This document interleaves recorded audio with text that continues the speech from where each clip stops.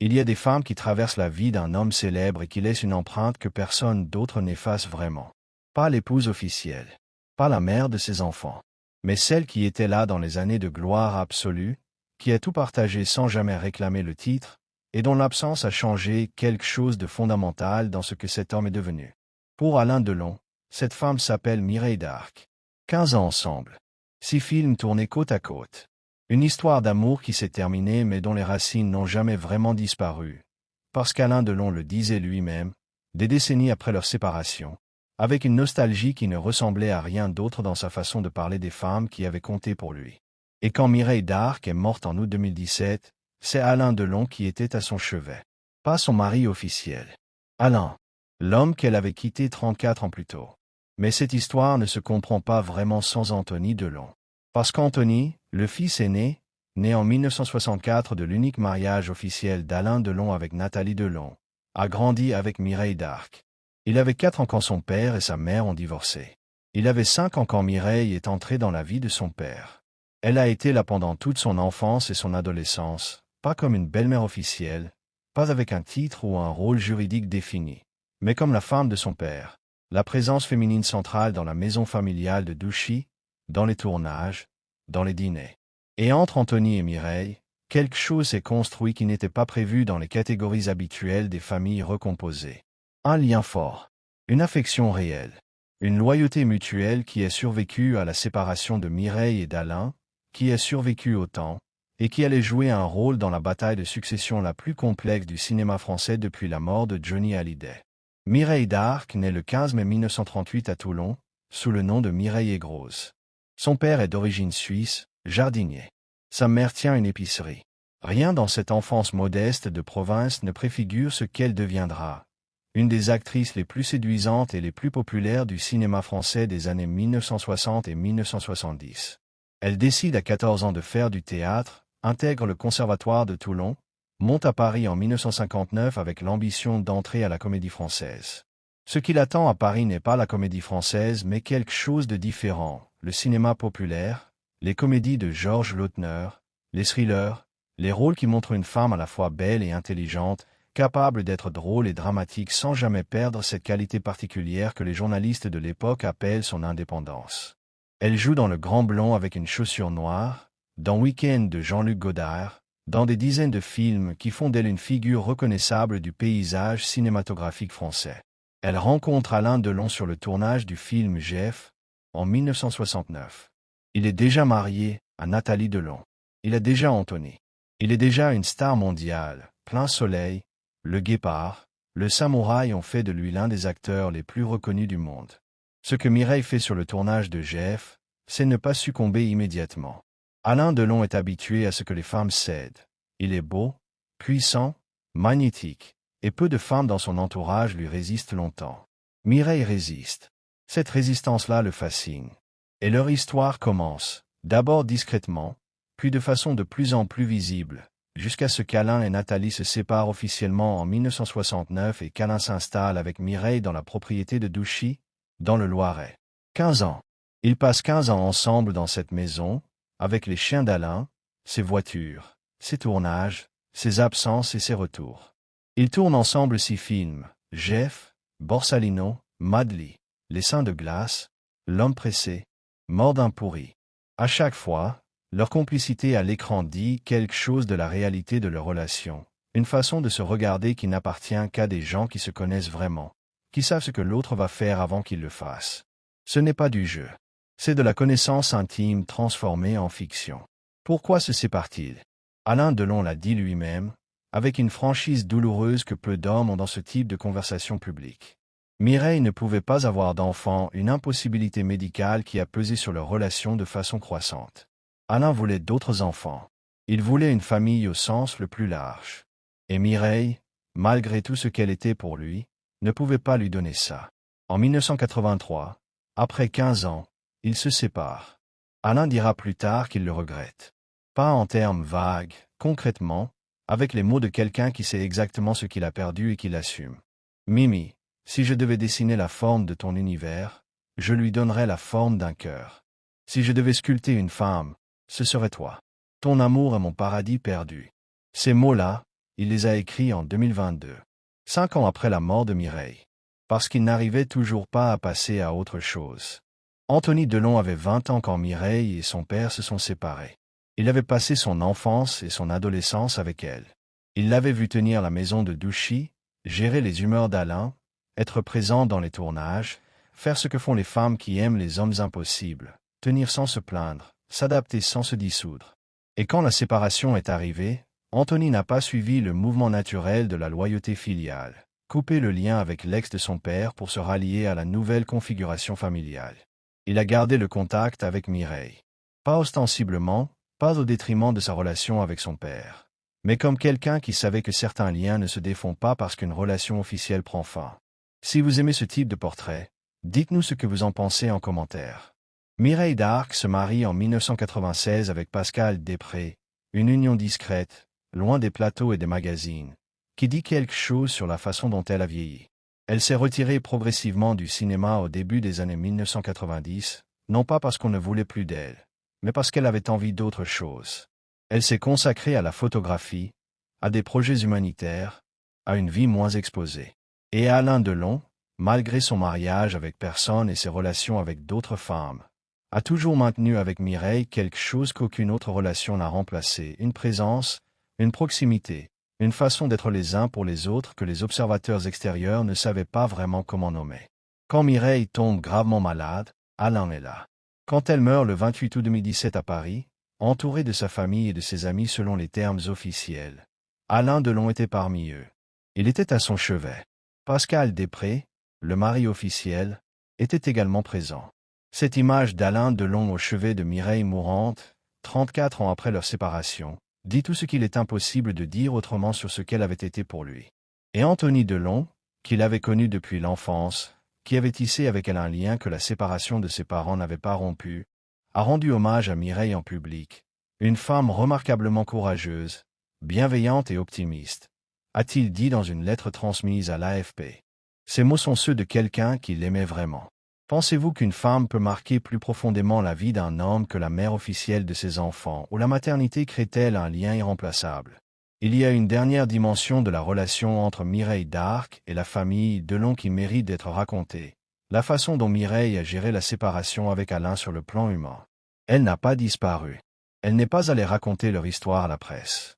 Elle n'a pas cherché à exister publiquement aux dépens d'Alain.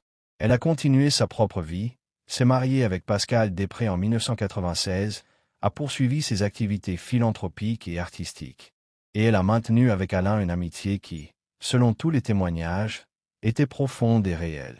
Cette façon de traverser une rupture sans transformer l'ancien amour en matériau médiatique ou en guerre d'ego dit quelque chose sur le caractère de Mireille d'Arc, une femme libre, dit Frédéric Bredin, présidente du CNC au moment de sa mort, une femme qui avait osé être elle-même toute sa vie.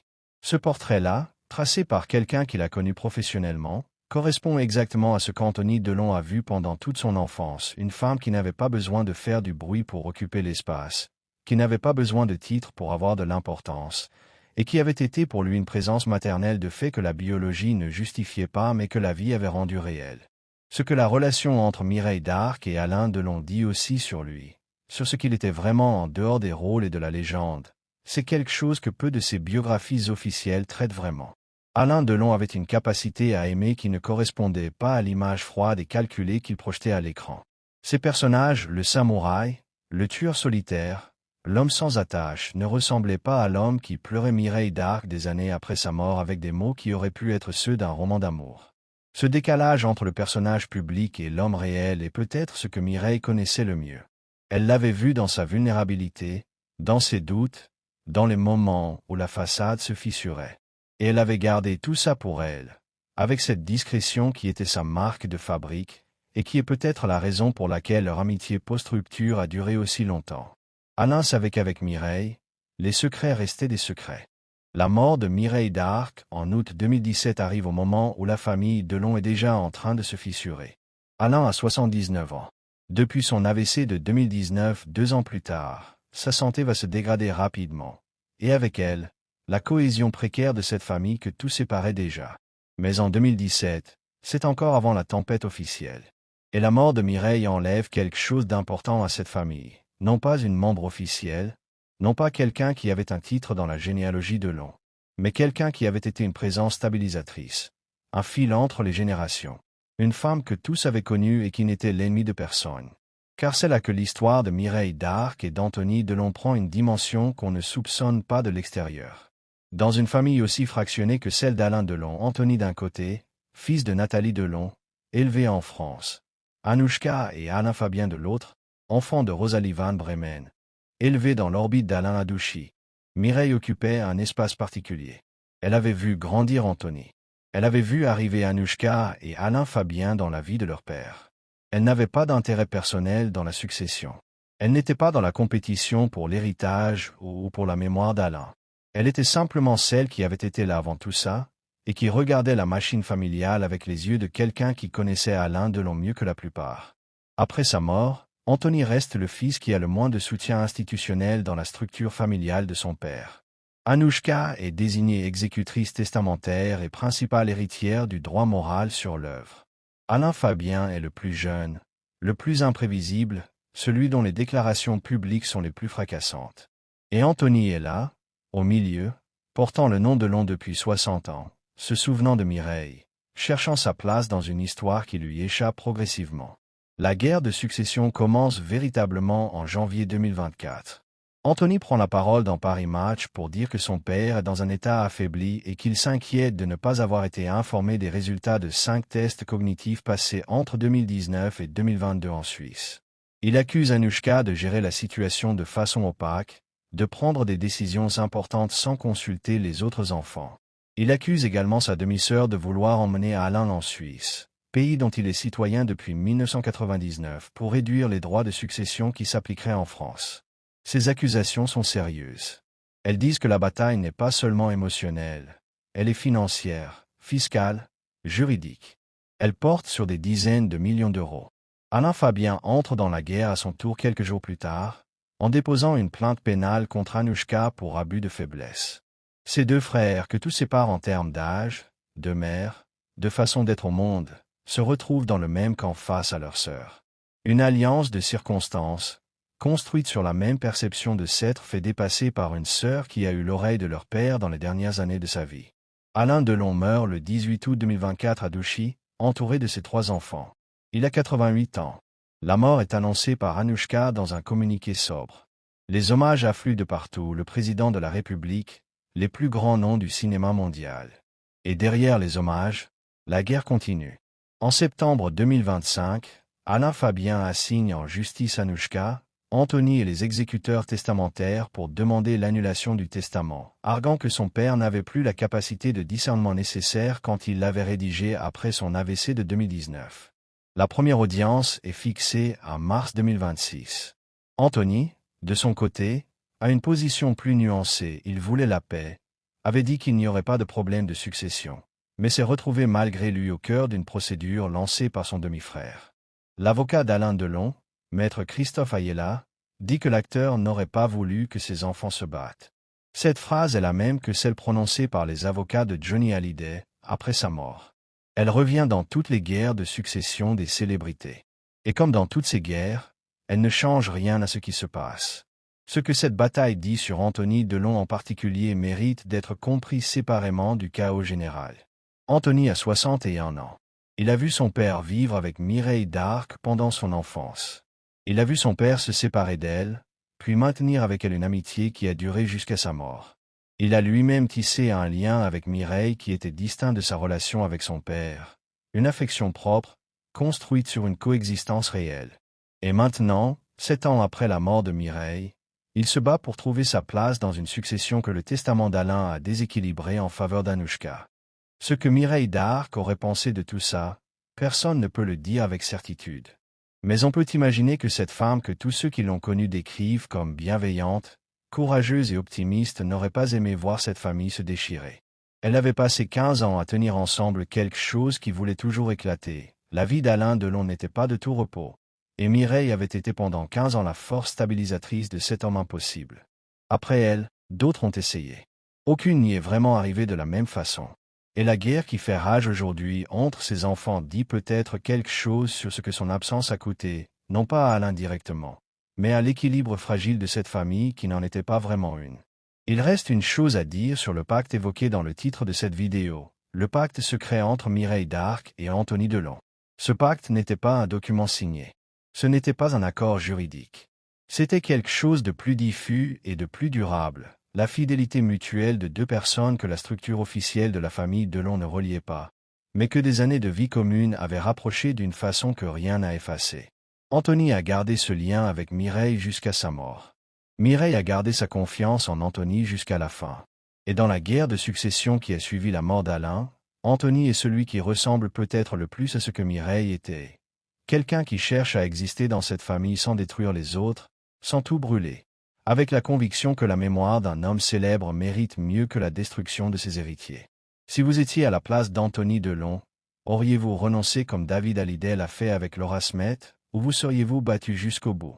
Il y a une ironie douloureuse dans le fait qu'Alain Delon, qui avait passé des décennies à contrôler son image avec une précision absolue, qui avait choisi ses rôles, ses femmes, ses amis, ses silences et ses déclarations avec une maîtrise qui forçait le respect même de ses détracteurs, n'ait pas pu contrôler ce qui se passerait dans sa propre famille après sa mort.